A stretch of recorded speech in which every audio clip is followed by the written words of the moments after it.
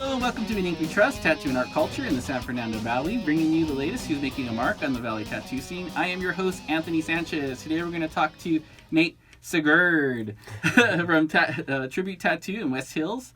Nate is the CEO of Skin Motion, a tattoo technology which turns audio into a tattoo you can hear. The tech became viral in 2017. There are about 40 artists that use this method of tattoo. He's also a projection artist with working on projects like So You Think You Can Dance. This among many other talents that we hope to talk about. Thank you for coming by the show. Yeah, thanks for having me. Do you like that intro? Oh yeah, It was wordy. you just got through it. That was awesome. I feel like I've tried to write bios for myself, whatever, and it's always like too much. And you just got it. Yeah, my bios are terrible, but my own personal bio. But obviously, someone else can write for you. Yeah, it's a lot easier that way. Yeah, I hate that when they're like, write it in third person. You're like, all right. Yeah, but I'm not a third person. I'm me. I'm me. Yeah. I have feelings. So, are you a morning person? No. This is terrible, huh? No. It's not terrible at all. I mean, I have two kids who are under 3 right now, so whether or not I'm a morning person, I'm now a morning person regardless. So I'm adjusting, but it's not my natural best time by any means. Yeah, so you consider yourself more of an afternoon or evening person, like night owl? I feel like the most progress that I made, or the best time my brain is working the best or whatever, is probably between 11 p.m. and 2 or 3 in the morning. I mean, it used to be that late. Now I fall asleep at 11 because I'm exhausted, but it used to be that I was way more of a late night person. And I think it just has to do with the world calming down. Everything else is a lot more quiet. There's less distractions. So yeah, I could just super focus and get more done. I know, because of my jet lag, I've been waking up at 2 a.m. And I just go out and get some fast food, which is bad for me. But it's really awesome to be in LA at 2 in the morning. Yeah, it's really pretty. There's no traffic. Yeah, I'm a fan, actually. Besides it, everyone else on the road is probably drunk. Yeah. I guess not over here in the valley. It's all older. I guess if I head more towards Hollywood, for sure. Yeah. Down in the city. Yeah. For sure. Out here, it's just empty. Yeah. I'm the only one. Yeah, and once you go past the 101, 405 out here, it's all just becomes very suburban. So as an entrepreneur, do you even like that title? Is that kind of? I mean, it's probably the most accurate thing to tell people about what I do, because it takes too long to list off the 20 other things. Mm-hmm. I mean, I guess I have a little bit of an issue with the word entrepreneur, just because so many people call themselves entrepreneurs, but then just talk about business all the time and don't really do anything. Yeah. They're think they can just hire people to do everything for them and then not have to do stuff. And so I think that's the danger of calling yourself an entrepreneur, is that it should imply that you're doing basically everything yourself. True. But the other way around is that it ends up being a lot of people who kind of want to middleman things and, not really produce anything. Mm. So, Yeah, I meet a lot of people like that too, especially in LA. There's a lot. Yeah, everyone's got a brilliant idea, Yeah. Do you watch the Silicon Valley? Because I've just been started rewatching that. Yeah, it probably is in that vein, in that tone. Yes, I mean I love that show, and it's too real. When the Soundwave tattoos went viral, and when we started Skin Motion, and it was just a really crazy time, and so we rewatched Silicon Valley, because I had watched a little bit of it prior, but as we were watching it, was just oh my god, these guys are living our life. And really, I think I wish we had raised as much money as those guys, but we're not doing compression algorithms, so it's a little bit different. But the thing I think that's the most similar, probably just from the show, that what we experienced was just how much one day it was oh my god, this is it, we're winning, this huge opportunity is coming, there's so much potential. And then the next day I would wake up and there'd be just some bit of bad news or some challenge or something, and it would just be oh no, this whole thing is ruined, it's never gonna work, oh my god, what are we gonna do? And that shift at the beginning was like, you know, the wave of up and down was like hourly, you know, it was like every hour there was like, oh my God, you know, and then like a couple of months in, it kind of drew out a little bit. So it was like every other couple days it would be like, we're doing great, oh, we're not doing so good. And I feel like now we're like almost 2 years in or whatever, or a little more than 2 years in, but 2 years since we launched, and the wave has elongated much longer to where it's like, oh, we're doing really good, like this feels good. So, you know, I'm sure there'll be some point where I'm like, oh my God, what are we doing? But, you know, that wave at least has like mellowed out, and I hope for the characters on that show that their stuff kind of mellows out too, but I feel like it probably won't. So yeah, I think the last episode's coming up. I haven't seen this new season. I would like to, but I stopped at season 1, and then my really good friend, she was like, "Oh, it's so good," and then I watched another program, and they were like, "We're sad to see the show go," and I was like, "I better jump back in because I'm missing something." And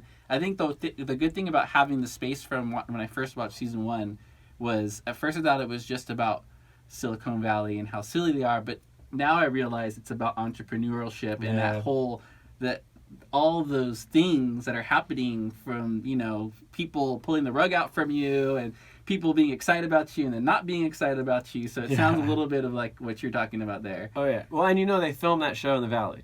Oh, I didn't know that. Yeah. I got a couple of friends who work on it, whatever, but they used to like block off our streets over in Encino to like film over there. So it's a Valley show. If you watch, do you know about Cobra Kai? This Karate Kid kind of, it is like a new series on YouTube. I haven't seen it. Okay, so it's like the Karate Kid characters, like the Russo and whatever, and my apartment was usually the exterior. Nice. So when my brother came over, he was like, "Oh, they took pictures." Yeah. I was like, so yeah, the Valley's still kind of a thing. I think so. I mean, in the 25 years, whatever I've been running around out here, like it always seems to have some kind of cool pop culture thing going on. Yeah, of course there's a Tom Petty too with all of his songs. Right. So what as someone who works on so many projects, what's the toughest thing about keeping everything going? I'm focusing. I mean, just figuring out what's the most important thing that needs to get done right now. I mean, because I guess that was like the biggest question of my 20s. You know, I got really stuck on this like philosophical thing of just like, if you can do anything, what do you do? You know, if everyone's connected, if everything is in this like delicate balance and harmony with each other, then, you know, by putting myself in the position of having to think like, if I could do anything right now, like what do I choose to do? And like really not just the like what to choose to do, but why to choose to do it became very important. And so I spend probably most of my time trying to figure out like what's the most important thing to do right now and why should I be doing that. And you know, usually it's like making sure that anybody who has a problem is not having a problem. That's typically like the first thing, you know, especially like my family, the people I work with, my customers and clients. You know, there's kind of like a hierarchy of who am I making sure everybody is doing okay. Right. But then even just like on projects wise, it's, you know, what do I feel like is going to like cause the greatest amount of service just based on like what I can do right now. Because there's only so much I can do. So just, you know, what if I don't do it right now is not going to get done.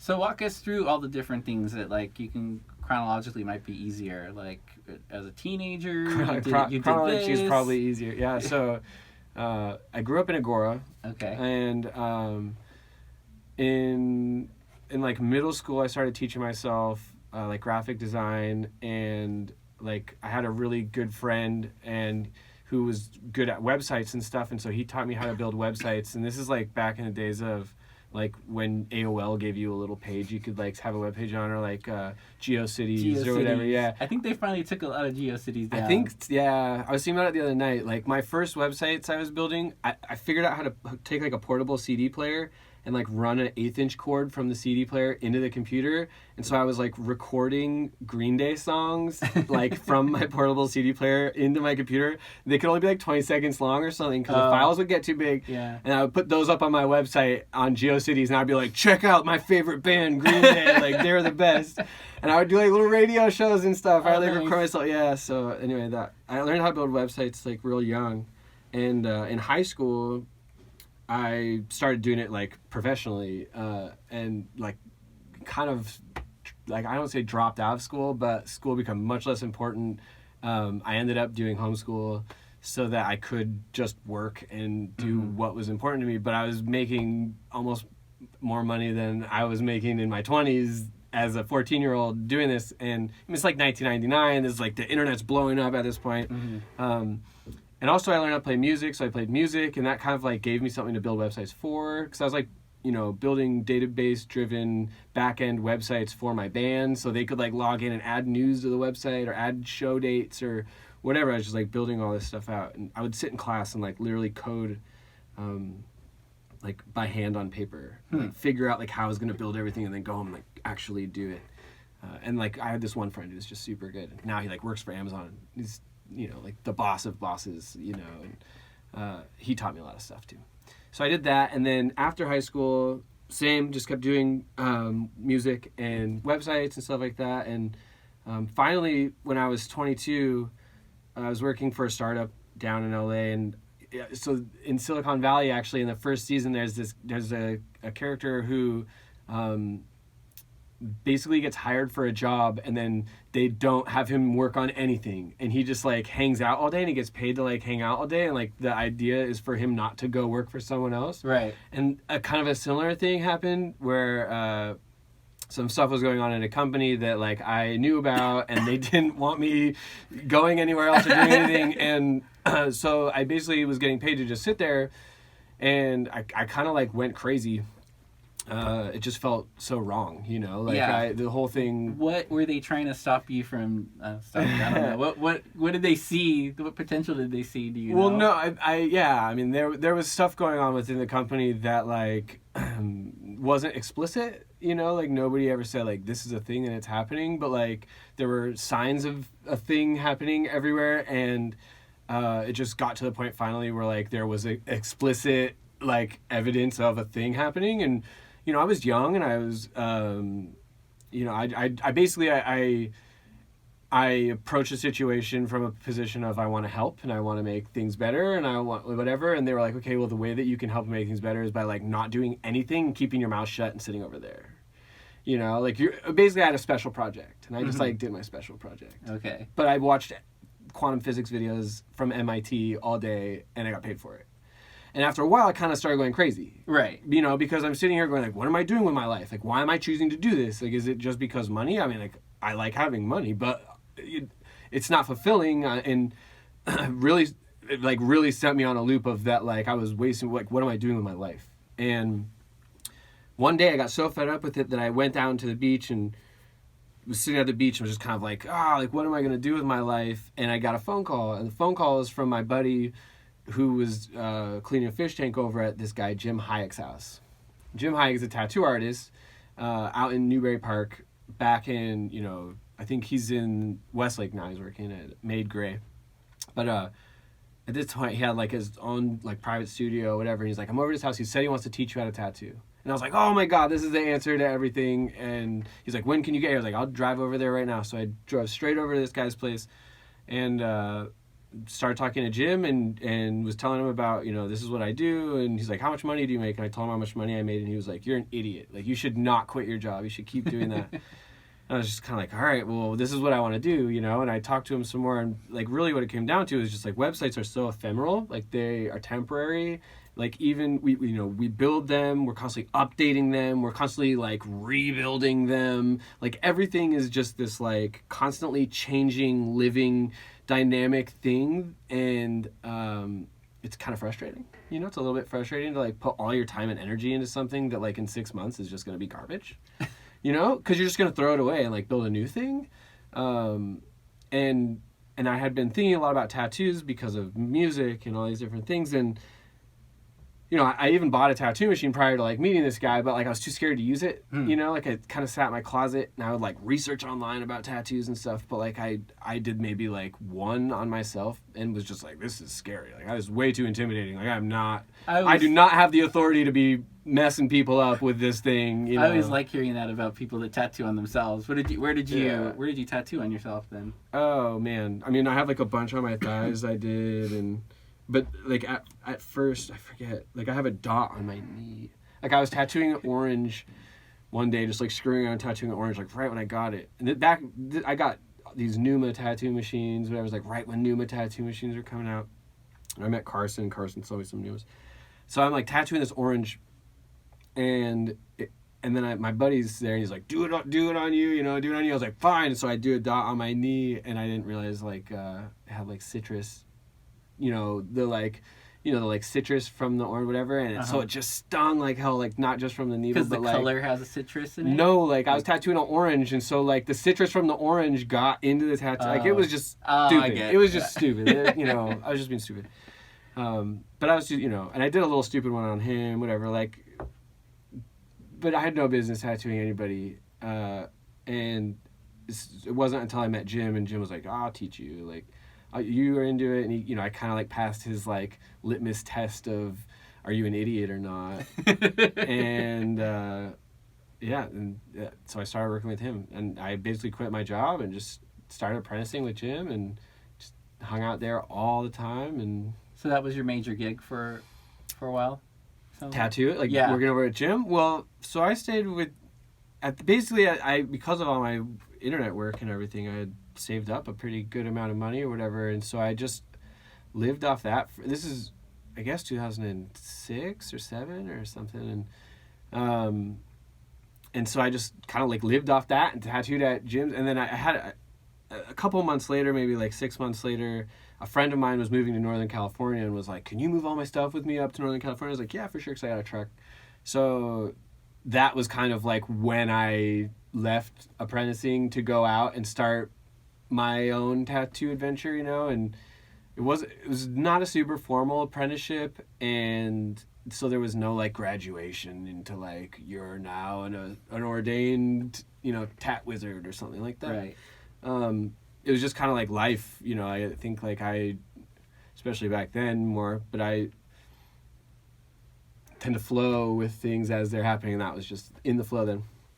So that became like my thing, like tattooing. Once I had started apprenticing and everything else, I kind of got rid of the tech guy identity, let all that go. The music guy, like let all that go, and was just like, no, like all I care about is tattoos because they're so real. Like it's, I can't, like I have this forever, it's like, right. It's the exact opposite of building a website, because it's so permanent, because it's going to last and everything. And, so I just got obsessed with the culture and with the actual images, and really then I started learning about like, working with people, like communicating and like kind of somatic talk therapy, but without having any idea that's like what was going on. That's kind of what ended up started happening. Mm-hmm. So I did that. I traveled around with him for like, well, not with him. I mean, he moved up there, but I kind of traveled in between Northern California, LA, and Phoenix for 2 or 3 years, and just like stayed with people and tattooed all their friends, and would spend a week in a place and then go to Sedona for a couple days and just chill out, and then like drive back to LA and stay and tattoo a bunch of people and go to Northern California, and I just did that for a while. And kind of what like broke that cycle was I got a phone call one day, and it was my buddy who I'd gone to like middle school with, whatever, and stayed in touch with. He was in music and everything too, and he's like, "Hey, I'm out in Texas with Sublime with Rome, and they all want tattoos. Do you want to come out and tattoo them?" And I was like, "Of course I want to come out and tattoo them. That would be the coolest." So I threw my dog in the car, and we drove out to Texas, and I spent a week there with them, like just hanging out, listening to them record all day, drinking, tattooing them. And I left, and they called me, and they're like, "Hey, we want you to come back." And I was like, "Whoa, all right." So I, came back like a week later, spent another week out there or whatever, and they were like, "Dude, I want you to do our album cover." And I was like, "Oh, okay, cool." So I came back to LA, and I'm staying with Rome and make their album cover or whatever. And then one thing leads to another, and I go on tour with them. So I toured with them in 2011 over their like summer tour, just tattooing everybody and filming everything, and I don't know, making their media and whatever.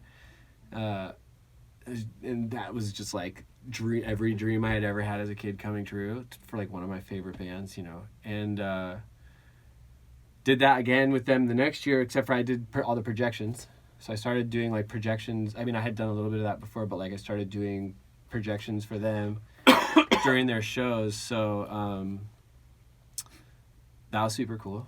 So tell me about projections then, because that's, I know in theater it's becoming like the thing right now.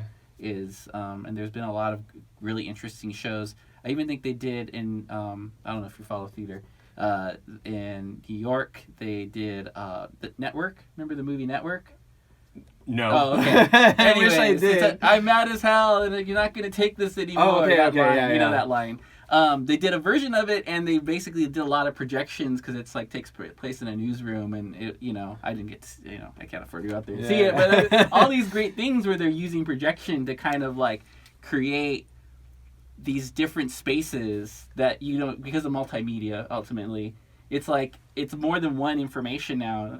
It's more than just having a person on the stage now. It's like creating something instantaneously. Yeah. So, is that for you? Well, so I got into doing projections kind of roundaboutly. Right before I went on tour with Sublime, I went to my first like what do you call them, transformational festivals, like an EDM festival, right? Okay. Like it was lightning in a bottle. But I had a friend who was performing. I had a bunch of friends who were performing that year, and I went and I stayed, like camped with this guy Andrew Jones, and at the time I didn't know who he was, but everybody else did. Everybody in this whole place knew who he was. He was like a god at this place, and I had no idea.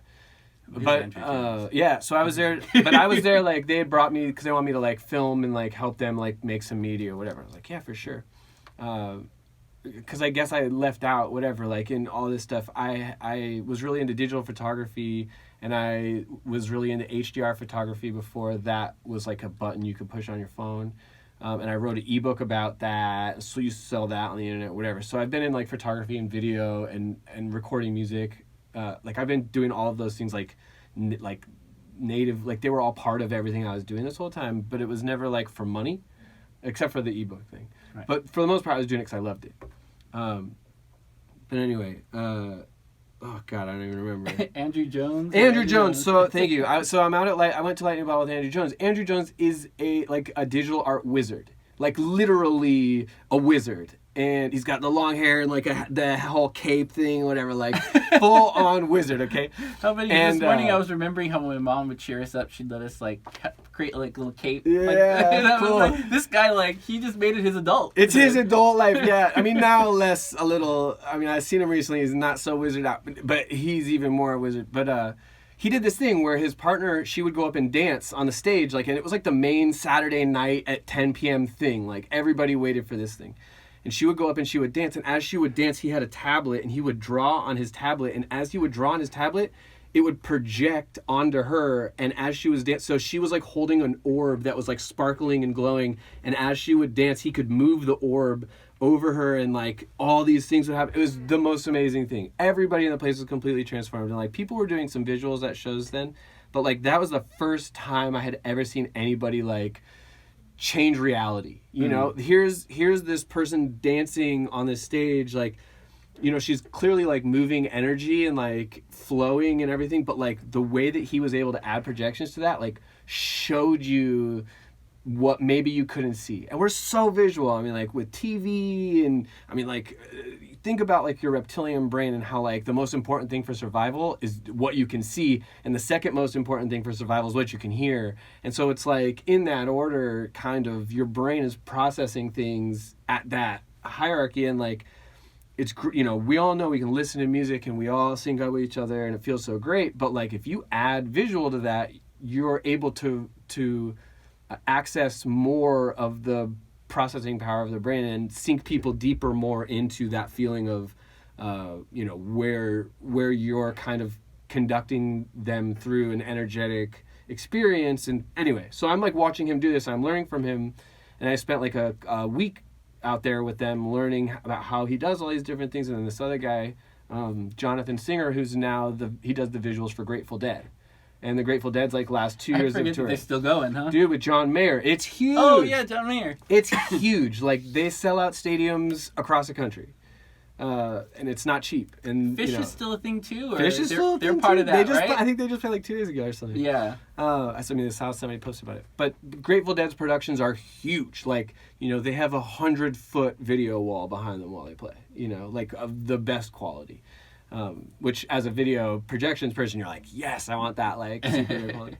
So I learned from Andrew, I learned from Jonathan, and then I went out on tour with Sublime. While I was with them, they were like, we want to maybe do some videos. And I was like, well, who's going to play the videos? Well, you want me to make some videos? Well, I'm going to play the videos too. They're like, okay. And I literally learned how to use Modulate like all the way on the airplane to the tour. Like, and was just like, I'm going to figure this out. But as they'd be playing, I'd be showing like pot leaves on the screens, and they're playing Smoke Two Joints, and there's some pot leaves on the screens, and literally, not to say that I'm taking credit for it, but like the whole audience would just like start smoking immediately, and just this giant cloud of stuff would come up, and it'd be like, oh man, like I could tell that what the videos I was playing were having this effect on everybody. Sometimes there would be like a certain image that like really got everyone, and you'd hear people go like, woo, all at the same time. I was like, wow, like, here are my heroes playing some of my favorite music, and I'm able to like add anything to that to make everybody else in the audience like have a deeper experience where they're feeling more connected with everything that's going on. And that's why I got into it, but really it's just super fun. I mean, like, it's probably one of the most fun things.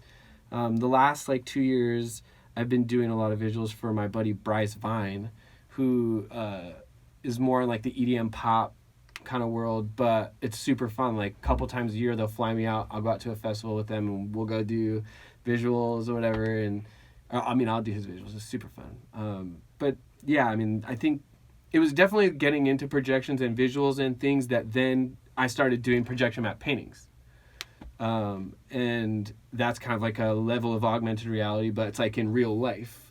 And I painted all these paintings, a couple paintings with an artist, Nina Topinko, and after we painted them, we realized we could project on them and make them like come to life. And so we did that at a couple art galleries, and people wanted to be able to do it at home. They were like, how do I have this painting on my house at home? But setting up a projector to like projection map a painting in somebody's house is like just way too difficult for reasons I like could talk to you about for 5 hours. And but I think there's people that could afford to there's people who right? It's not a matter of like affordance. I think that's like the issue in having something like that.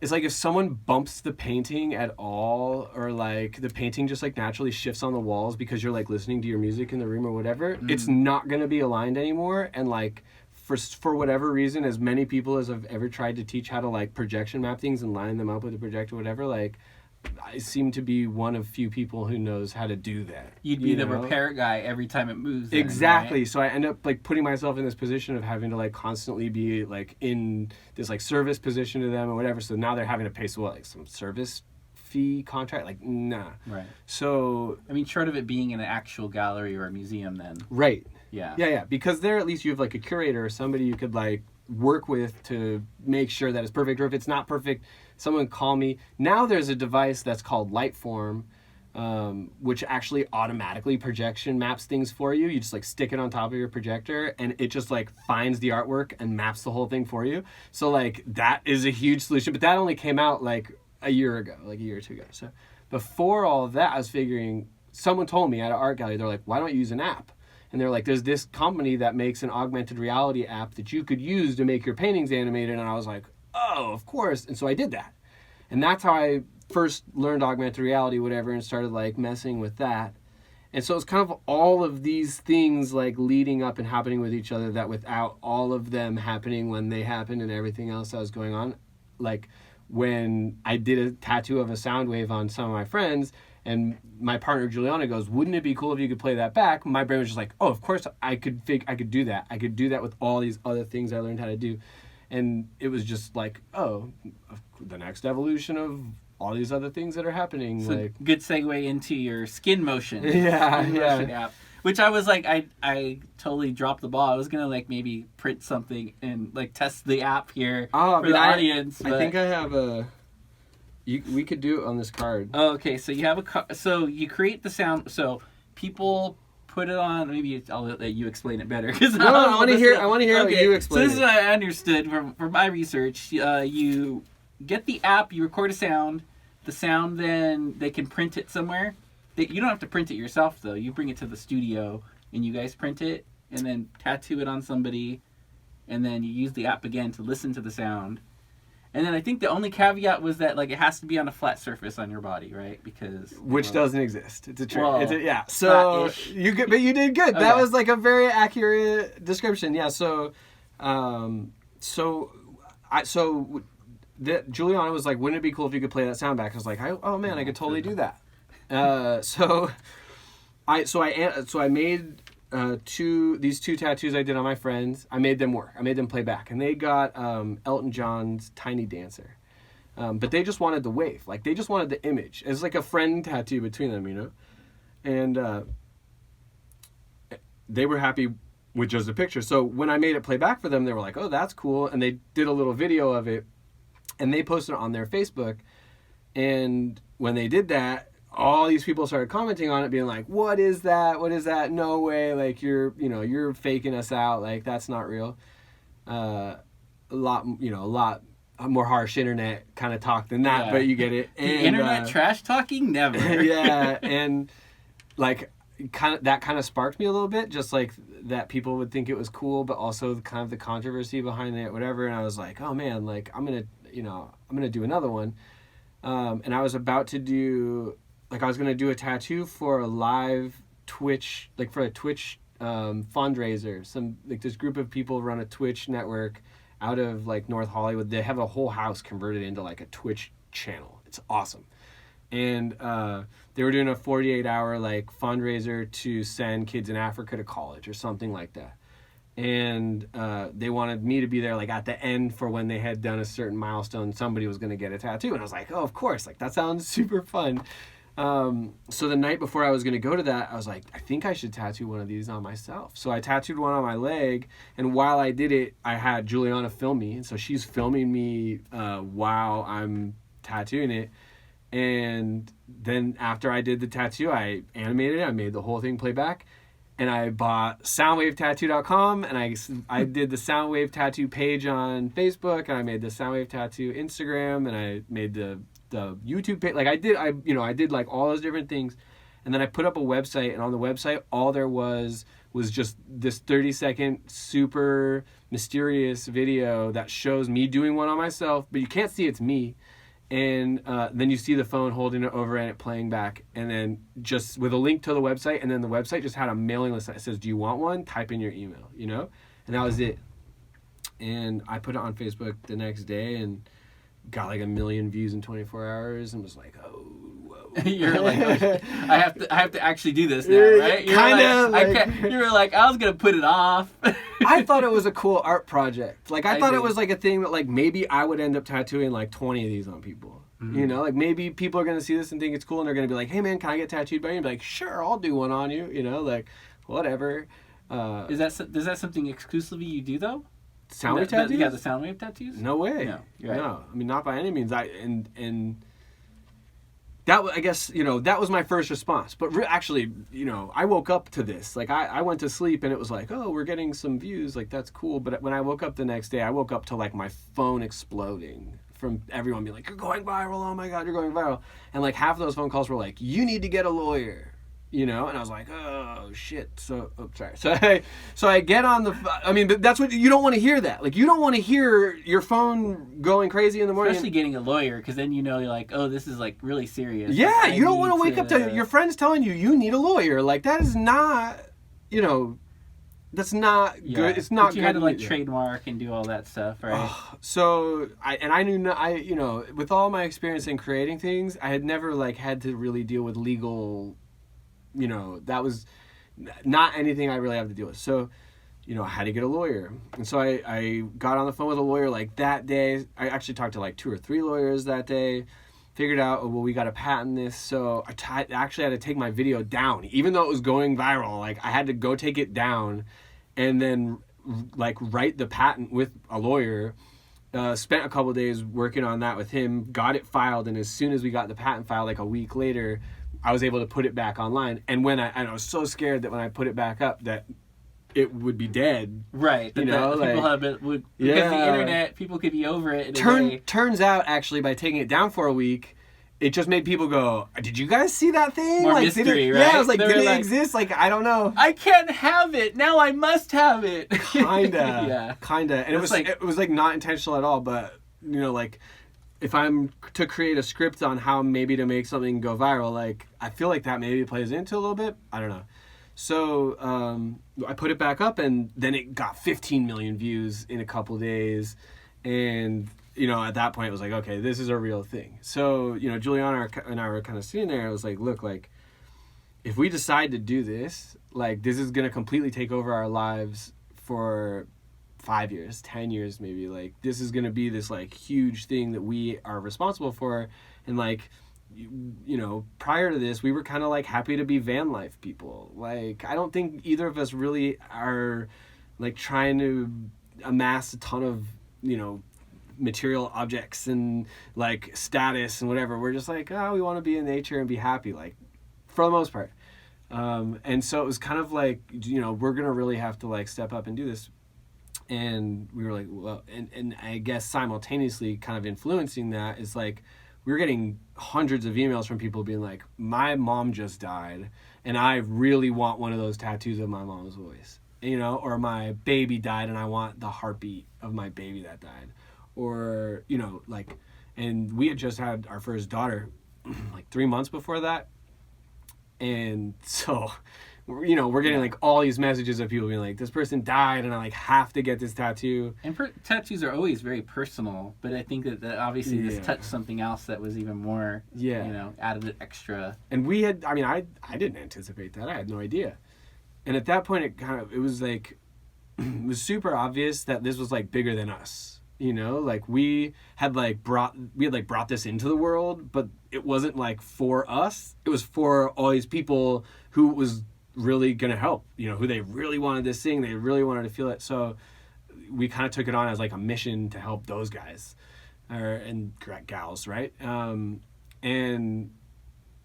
so we just like dove head first, and I started doing interviews everywhere. And I'm like on, it was like first it was Reuters, and then it was CBS, and then it was NBC, and then it was, you know, I'm going and doing satellite link ups and just totally thrown into it. And I'm basically on all these things, and they're going, so you made this thing and it's going to exist? And I'm like, yeah, it's going to exist. It's going to exist. It like in a few weeks we'll have it and everyone can have it. It's totally my team's working on it, and you're like, it's me. Right? Kinda. Yeah. Kinda, yeah. I mean, luckily I have experience in this kind of thing, so like it's not too far off for me to be like, I can make an app, right? I made a few for insurance companies and stuff back in the day, whatever. So I wasn't totally lying. Right. No, absolutely not. Yeah. But you gotta. But I had to be a lot more confident than I probably deserved to be at that point. So, like Silicon Valley, was there a lot of like VCs and all those type of things, or not a lot of VCs, angel investors, or so that kind of thing? It kind of was like, it was like, okay, we got to figure out the best way to structure the company and how to how to do the investment. And I definitely got like thrown head first into learn the life of a startup, CEO. Luckily, I can learn things quickly, and I had really good people to help me.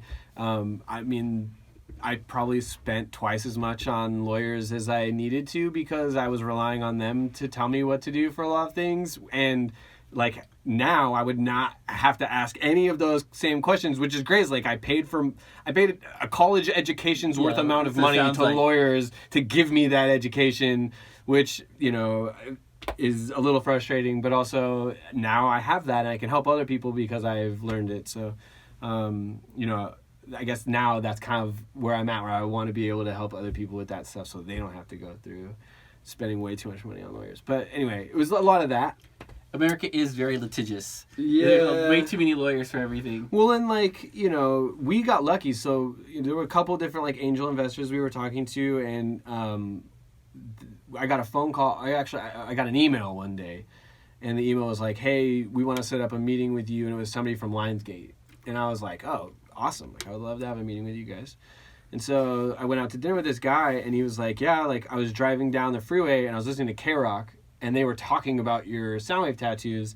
And so I looked it up, and I called my assistant and told him I had to come talk to you, and I want to invest in your company. And it was just like, whoa, like, because I go to these, like, startup things now, networking groups or whatever, and everyone's constantly going, like, how do you get an investor, and how do you, and it was, like, I got the phone call and was out at sushi, and the guy's like, I want to give you the money. Literally wrote me an email term sheet and $100,000 check, like, almost on the spot, which was awesome. So we could actually, like, the things I was saying we were going to do, we could, like, actually do now.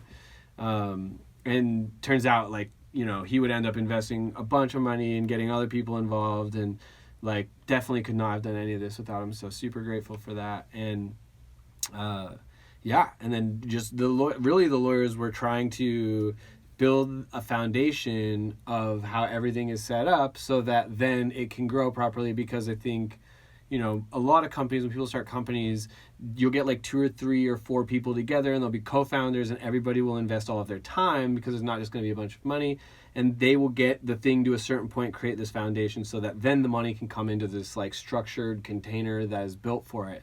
And because our thing had already gone viral and the idea already existed, and because I had already patented and all these other things, it was kind of like around me, and in a large part Juliana too, but kind of us together through me as the conduit for it, right?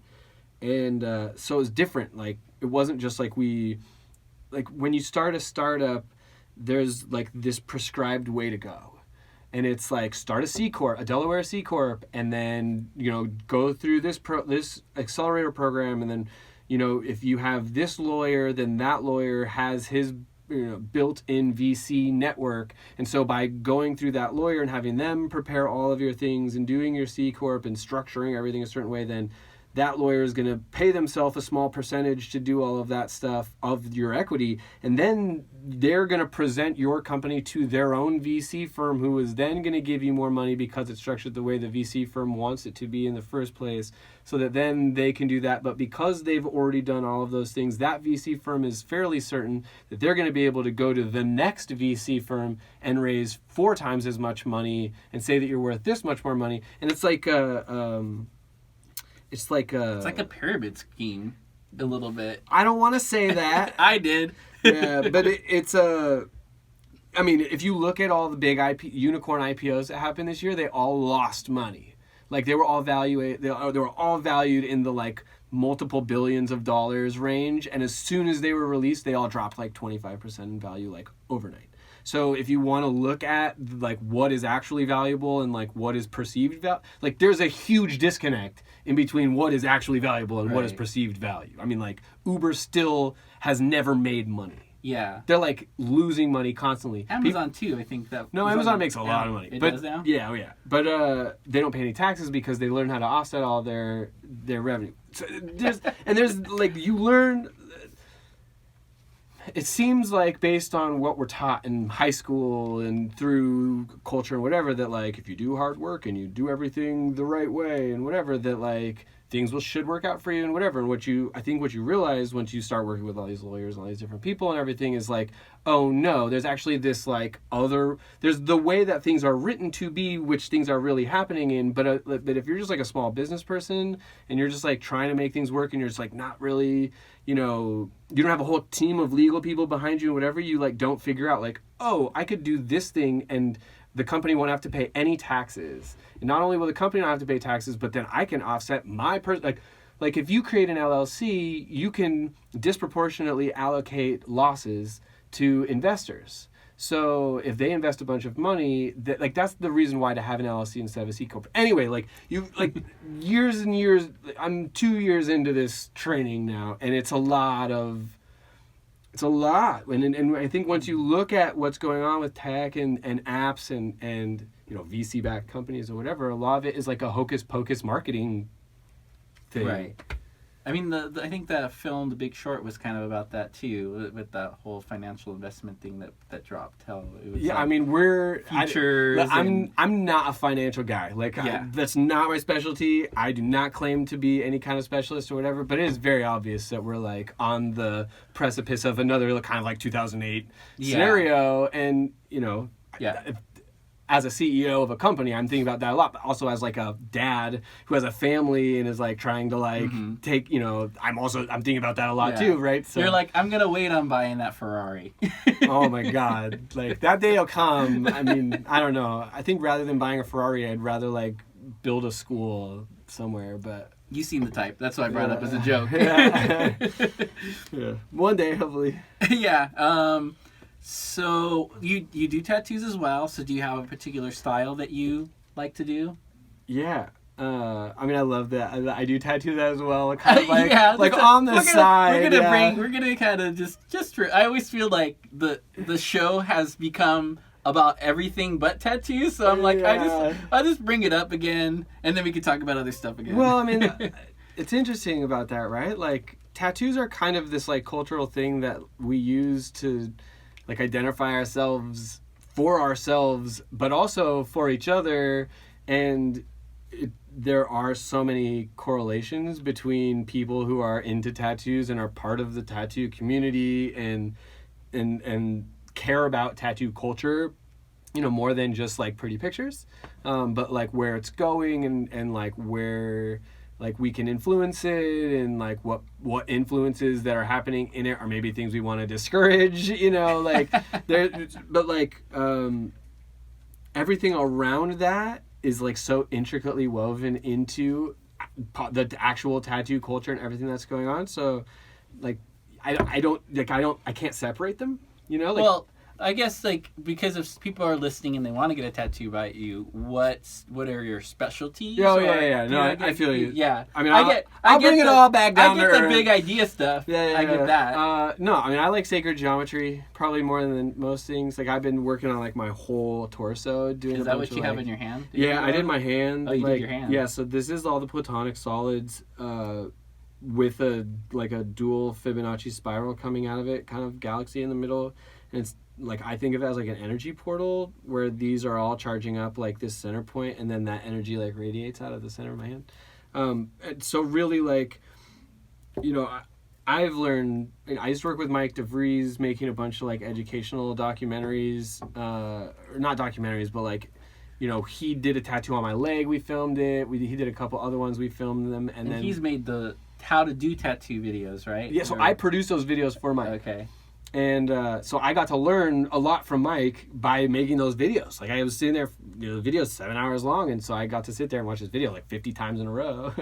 Yeah, and so I've done all the styles in a very general sense, and like not ever super specialized in anything. But it was when I think like I started learning about all the sacred geometry stuff and getting really into like the patterns behind everything, and I just got so much more interested in like black and gray and like pattern work and mandalas. I do a lot of mandalas, but now I mean like it changes. It's always changed. Now I'm more into like heavy black work, like I want to do like big like form-fitting neo-techno tribal, like where we're accentuating muscle tones and shapes, but it looks like circuit boards, like kind of overlaid on top of the skin or something. Like that's like if I could just like sit and create my own thing all day, like I would be putting these huge black geometric circuit boards on people. We're heading towards like the cyberpunk. Yeah, totally. Yeah. I mean, I never thought of it like that, but yeah. Well, yeah, because I see a lot of the what do they call it? I totally lost the name of it, but like outrun that '80s kind of idea and then cyberpunk, and I see them both kind of like there's this resurgence between the two aesthetics where people kind of want that right now. I mean, I'm happy to have people who keep wanting me to do the kind of stuff I want to do for sure. I mean, definitely the best tattoos are the ones where people come in and they're like, I really like your style. Just do more of your style right here. And I'm like, Okay, that So, sounds great. How did you get into sacred I've never even heard of this. Sacred geometry? Yeah.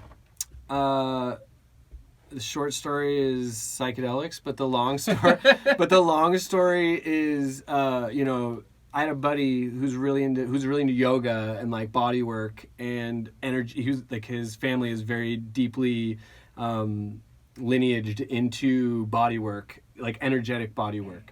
Not quite Reiki, but like, along those lines. Yeah. And so when he was learning about all of that, he was kind of teaching. The same buddy, I moved up north. And so I spent a lot of time with him.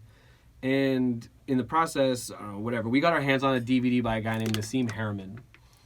And Nassim Haramein is like a scientist out of Canada, and it was like this 8-hour DVD of like, 4 DVDs, whatever. We just sit there and watch it. And he explains like the fundamental shapes of geometry that are within all the platonic solids and what those mean and how they correlate to other things in nature, like music. It talks about the pyramids and all the shapes in the pyramids and how they're all like exact, and those measurements actually correlate to the distance between the earth and the sun and the moon, and how all of those things are interrelated. More or less, it started bringing all of these different esoteric things I had been interested in into a like unified theory of everything is connected and related with each other. And at first that was just like a neat sounding thing. I was like interested because I had been interested in in art and in science and all these different things. But when he kind of put all these things together, like I always knew there was something missing from what I had been told or what I was taught or whatever. And finally, when this guy Nassim Haramein explained all these things in his DVD, it was just like everything clicked. And it was because he boiled down the structure of nature into something that was its most fundamental form, which is just shape. And those shapes are correlated to wavelengths, which is just all energy, and how all of those things are all interrelated. So through learning through Nassim Haramein stuff, then I started learning, like, he's kind of, I don't want to say he's a pseudoscientist, but he's like a self-taught, self-guided, like, academic scientific community, like, kind of looks down on him a little bit, which I don't think is, I think that happens a lot to people who are, like, visionaries, who are, like, coming up with these things, but he came up with Joseph Campbell, who came up with the myth. Yeah, the monomyth. The monomyth. Yeah. And, like, he was kind of ousted, but... But the monomyth is everything! Now we have Star Wars, so... Yeah. I'm obsessed with the monomyth. I love... But... So anyway, first it was Nassim Haramein, and then that kind of led into a bunch of other things, and a lot of it had to do with, like, unlocking these secrets that had been kept that suddenly started showing up everywhere. Like, as soon as I learned how to see the connections between all these things, then it was like every logo for every corporation ever is made with very intentional sacred geometry and colors to specifically affect your brain in a particular way. And there are people who've been studying this for hundreds of years, but they kept it locked up in secret societies. And I was just always very interested in that kind of stuff. And so once the information, I felt like maybe with the internet and like the mid 2000s or whatever, all this stuff just started coming out, and everybody just, like, there was no way to suppress information anymore, which unfortunately it's starting to a lot more now. It's getting, like, the internet is not the same place now as now it it's was kind of then. Dangerous because some people have access to information that is not true, and if you rabbit hole hole anything on YouTube, you're gonna end up in a really, like, not awesome place, right? Like, that's one of the unfortunate things they're trying to figure out how to solve right now is, like, YouTube is this rabbit hole into extremism, which is not the answer. Like, anything extreme is black or white, and everything is really a kind of gray area. So, there's a lot of good stuff there, but anyway, it took a while to digest all that sacred geometry stuff, and then to realize, oh my God, there's all these guys in Europe and in Southeast Asia who are already doing these really epic sacred geometry tattoo bodysuits, like Philip Liu, who I had no idea of because he wasn't, like, pop culture tattoo TV out here. Not that I ever really followed that much, but, like, it wasn't somebody that I was super aware of. Or like Zed Lahed, I didn't know who that was. I didn't know, like, and I could name 1,000 of these people in even trace a certain amount of their lineage between each other because I care so much. But, there's 30 years or more of European, heavy blackwork, geometric bodysuit stuff that was going on that I was completely not aware of. And because of finding out about like sacred geometry and all this other stuff over here, I discovered that and was just completely blown away. And it just made so much more, I was just drawn to it. That's like all I was thinking about. And then kind of more modern, the last 4 or 5 years, I started doing a lot of ayahuasca to heal myself and to like work on a lot of stuff that I needed to process and deal with. But in the process of going through these ayahuasca ceremonies, I ended up kind of finding a lot more value and doing a lot more tattoos and stuff for like kind of like spirit animals, like energy totems, like things for people that would like help, they could like carry with them and use as like magic talismans that are encoded with energy that will help them to be more than who they are, like what they want to be, rather than like who they feel like they're like, stuck as, or like the victim to, or whatever. Yeah. I have a friend that does, or she used to go to shaman and do all that, cool. So I totally hear that. So let's kind of get a little bit back to your shop as we wrap up. Do you want to tell us a little bit about the other people at your shop? Yeah, shout out to them. Yeah, major shout out. So Jamie Parker opened the shop in March, and I used to work with Jamie over at Mike's, over at MD Tattoos, and Jamie actually apprenticed with Mike and then worked with Mike for a long time, and then went over to Hidden LA. And when Hidden LA closed down, then he opened a shop not too far from there called Tribute Tattoo Studio. And, I didn't tattoo for the most part during the Skin Motion launch and founding and everything because I was just so overwhelmed. And I had a lot of people who were asking, and I couldn't deal with everything at once. And I didn't want to be giving people tattoos while I was like distracted by email or whatever and lawyers. So once everything with the company kind of settled down a little bit, I started looking to maybe get like another private studio, because I've worked in private studios pretty much like the majority of my career. The last like 10 years tattooing has for the most part just been like all done private. I would pop into shops and hang out, but not for too long.